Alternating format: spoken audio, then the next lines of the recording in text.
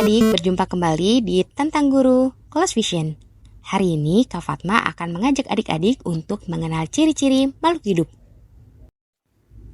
Pernahkah adik-adik melihat tumbuhan bergerak? Apakah tumbuhan adalah makhluk hidup? Mengapa demikian? Sebelumnya adik-adik harus tahu dulu apa itu makhluk hidup.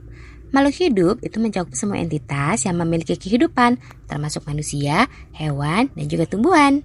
Seperti video yang akan kita bahas kali ini, Kak Fatma akan menjelaskan apa saja sih ciri-ciri makhluk hidup.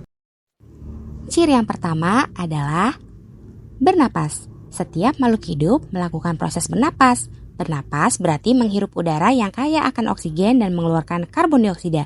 Manusia bernapas dengan paru-paru, ikan bernapas dengan insang, tumbuhan bernapas dengan stomata. Ciri yang kedua, bergerak.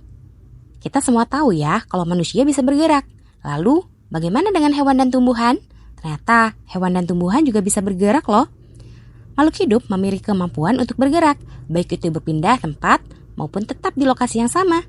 Seperti contohnya harimau dan tumbuhan Venus.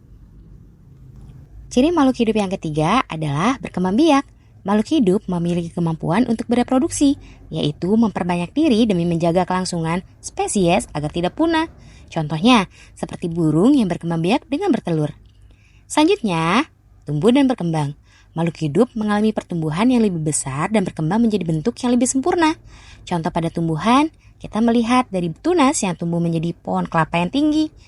Adapun pada hewan, anak ayam berkembang menjadi ayam dewasa. Kecebong juga mengalami proses pertumbuhan hingga menjadi katak dewasa. Ciri selanjutnya adalah peka terhadap rangsang. Makhluk hidup memiliki kemampuan untuk bereaksi terhadap rangsangan, seperti sentuhan, cahaya, atau suara. Contohnya, bunglon peka terhadap rangsangan dan berganti warna sebagai respon terhadap rangsangan tersebut. Kalau manusia, Kak Fatma kasih contoh, ketika adik-adik menggenggam gelas yang berisi air panas, maka kita akan merasakan panas pada tangan kita. Itu salah satu bentuk peka terhadap rangsang juga loh. Ciri makhluk hidup yang terakhir adalah membutuhkan makanan.